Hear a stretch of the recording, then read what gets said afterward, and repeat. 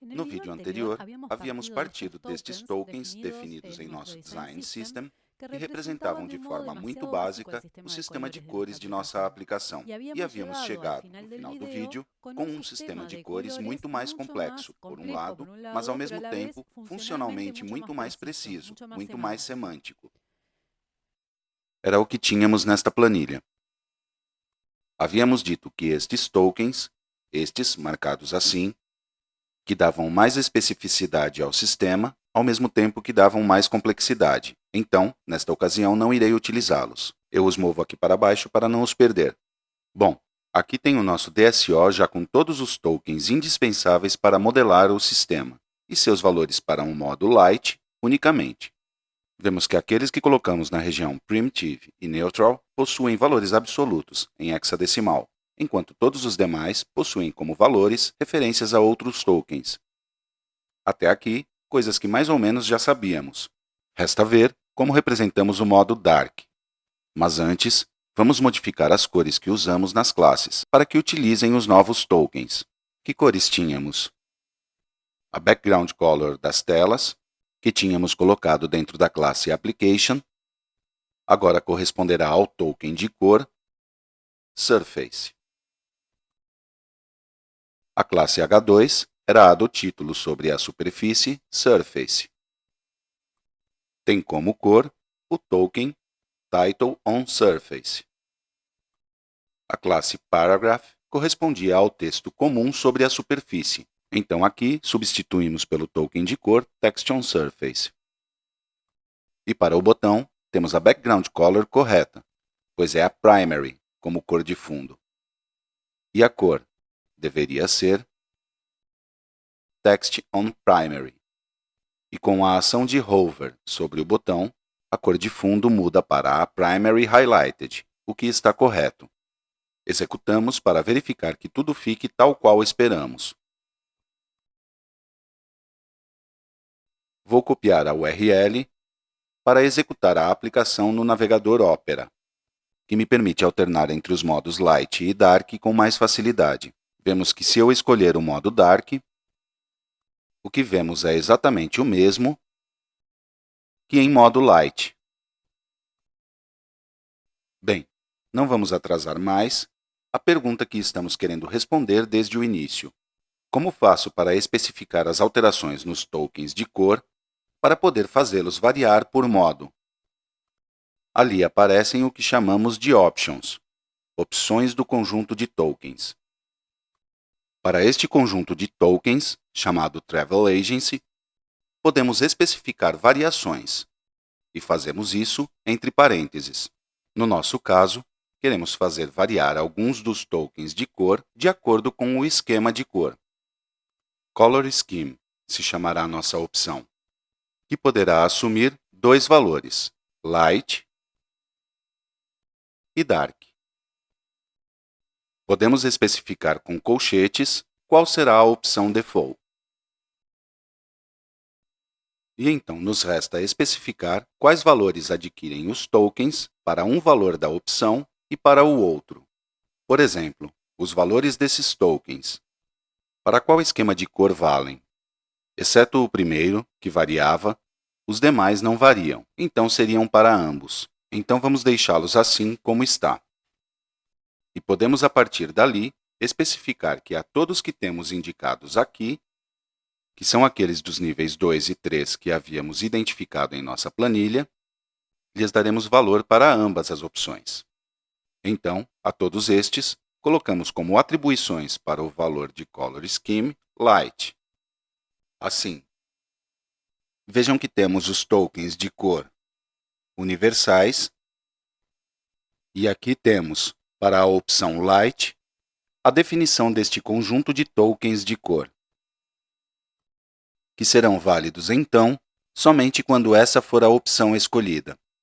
Vamos adicionar, aqui dentro, a região Primitive, e ali dentro vamos copiar este token, pois este sabíamos que iria variar por modo. Portanto, este será o valor do token para o modo Light. Então, resumindo o que foi feito até agora, definimos a opção Color Scheme, que assume um destes dois valores. O valor default é este, light. Aqui temos tokens de cor que não variam de acordo com o modo, vão corresponder sempre a esses valores. E aqui estamos definindo os tokens de cor quando o color scheme for light. Certo? Estamos indicando, então, os valores de todos esses tokens. O que nos resta? Bem, dizer quais serão os valores dos tokens quando o color scheme for dark. E isso, então, coloco aqui embaixo.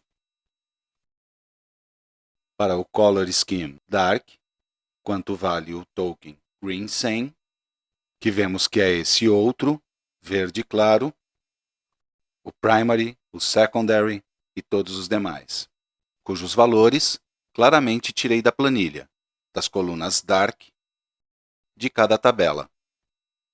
Bem, e aqui entendemos o sentido de ter deixado marcados os tokens para os quais o valor no modo light e dark eram o mesmo. Porque estes eu poderia defini-los uma única vez no início, onde tenho os tokens invariáveis por color scheme. Então, movo, por exemplo, o primary highlighted para aqui e o removo das duas seções, light e dark. Fazer desse modo tem suas vantagens, não haverá inconsistências, e suas desvantagens. Ficamos com os tokens mais espalhados. Por exemplo, terei a primary e a secondary variáveis por color scheme. Mas, por outro lado, se quero procurar a primary highlighted, não vou encontrar ali, filtrando por light ou dark. Outra vez, a decisão é um pouco a gosto e risco do front-ender. Vou deixá-los por enquanto como os tinha.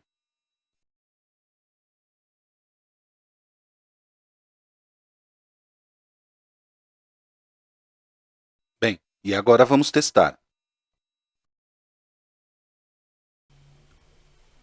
Aqui temos o modo light. E vemos, se mudarmos para o dark, como foram modificadas as cores, tal como queríamos. Se agora voltarmos ao light, bem, ao chegar a este ponto, seria conveniente fazer algumas observações. Comecemos pelo mais simples. Isto que pareceu mágica, na realidade corresponde a uma correta sistematização, onde, para as propriedades de cor das classes, tanto background color como color, lhes atribuímos tokens de cor bem semantizados por função. E esses tokens de cor fazemos variar por esquema de cor light ou dark. Por outro lado, isto funcionou assim sem mais, sem que tivéssemos que especificar nada no nível programação, porque o navegador já está entendendo que o que ali se chama theme, light e dark se está correspondendo exatamente com os valores aos quais chamamos de light e dark, para a opção que chamamos exatamente de color scheme em nosso DSO. Isto é por ter colocado exatamente esse nome. Não é obrigatório, poderíamos ter chamado de qualquer maneira a opção. Mas se assim o tivéssemos feito, o navegador não teria entendido que é a mesma coisa, e não teria mudado as cores, como fez. Temos, apesar disso, uma forma de especificar a nível programático qual dos valores da opção queremos que aplique em um determinado momento. Nos será útil, por exemplo, se quisermos oferecer ao usuário a opção no nível da aplicação, e não do navegador, de escolher o esquema de cor. Para isso, se conta dentro do módulo GNexus, que vem instalado com toda a AKB, com o objeto externo Design System. Ao abri-lo, podemos ver que oferece um método setOption, que serve justamente para configurar para uma opção em particular, no nosso caso a única que temos é a Color Scheme, um de seus valores possíveis. Assim, por exemplo, poderíamos colocar este código no evento associado a um controle do layout e seja para modificar o Color Scheme. Se na variável que inserimos option havia o valor dark, se altera para light e vice-versa. Isso é o que faz o comando if. E logo, se define a opção Color Scheme do DSO associado ao objeto. Claro, isso significa que podemos ter por DSO várias opções, não apenas uma. Nem tem por que ser unicamente para poder variar os tokens de cor. Por exemplo, poderíamos adicionar uma opção, além desta, separando-a por vírgula, ou no lugar desta, que seja para variar tokens por tamanho de tela. Vamos pensar, por exemplo, se tivéssemos definidos tokens de espaçamento ou de tamanho de fontes. Por exemplo, imaginemos que tivéssemos tokens S, M, L para tamanhos de fontes, para os diferentes tamanhos, Small, Medium e Large. Poderíamos querer variar seus valores de acordo com o tamanho de tela, para o que podemos definir uma opção, Breakpoint, que assume os valores Phone, Tablet e Desktop. E a partir daí, definir que para o Breakpoint Desktop, estes sejam os valores desses 3 tokens, mas para os outros breakpoints, sejam estes outros. Nos será conveniente utilizar tokens para os tamanhos de fontes em nosso sistema? Analisaremos isso no próximo vídeo. O que me resta dizer agora é que, a partir do aparecimento desta opção em nosso DSO, podemos entender essa dimensão que aparecia no nível das imagens. Se eu agora associar a ambas as variações, como Style, nosso DSO, comecemos com esta primeira, vemos aparecer a propriedade Options, que me oferecerá dar valor a cada uma das opções que esse DSO tenha especificadas. No nosso caso, por enquanto, só temos uma, a Color Scheme. Então, diremos que a imagem de chatbot corresponderá a esta variação apenas se o Color Scheme é Light. E em vez disso a esta outra, se o DSO for Travel Agency também, mas com Color Scheme Dark. Ainda não implementamos o Master Panel, que será onde teremos o botão com esta imagem, mas poderíamos, só para testar isto em execução, inserir uma imagem solta aqui. Não está nos mostrando a imagem que se chama Chatbot, não a vemos. Diz que essa é a imagem que será renderizada, mas visualmente estamos às cegas. E gravar não muda nada. Vamos ver o que acontece se eu retirar para uma das variações da imagem o Style. Deixo o valor N para que valha para qualquer DSO. Gravo e agora volto ao panel, o fecho e volto a abri-lo e agora a vejo. E se volto a restringi-la apenas ao DSO e em modo Light?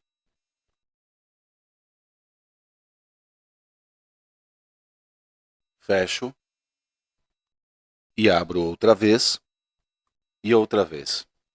Bem, isto faz sentido porque este objeto panel é válido para todas as plataformas, não apenas para a Angular que estamos desenvolvendo. E se viermos para ver os DSOs associados à N-Platform, vemos que é o Nânimo Mobile,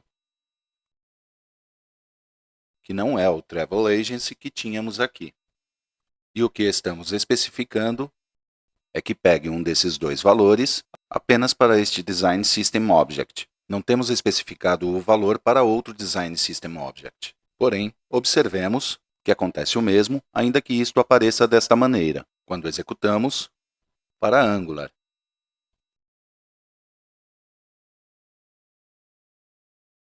Bem, aqui vemos a imagem correta para Light. E vamos ver o que acontece em modo Dark. Muito bom.